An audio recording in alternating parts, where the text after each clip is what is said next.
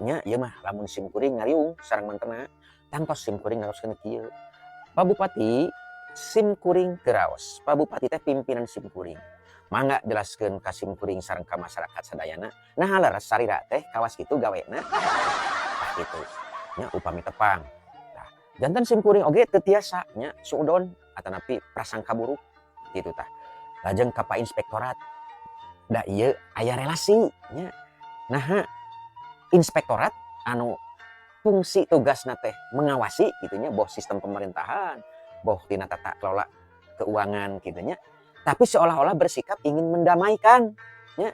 Bukan bersikap halnya tupoksinya gitunya, mempertegas sesuatu apakah terjadi atau tidak. Nah, gitunya. Nah, punten ya sim kuring sanes mamatahan meri nya sanes mamatahan meri gitu pikeun ngojay gitu tanya ada urusan ngojay memberi salira langkung ahli langkung lajeng sim kuring oge atuh naroskeun ka Bapak Kejaksaan di Kabupaten Bandung. Bapak Jaksa gitu tah. Menurut laporan Ibu Pita dan kawan-kawan, Pak Dedet, Pak Faisal gitunya, saurna atos ngalaporkeun hal ieu. Tapi nah Bapak henteu memproses, minimal manggil-manggil orang anu memang disinyalir gitu nya. Da ieu teh lamun diantepkeun mah bakal rabat ka male atuh gitu teh nya.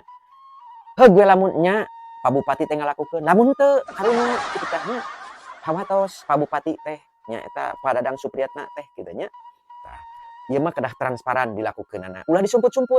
Dapat ieu geuningan ti 2024 tos aya laporan, tos aya sesuatu hal terjadi, tapi ngaharep-hep teu aya nu nyarios.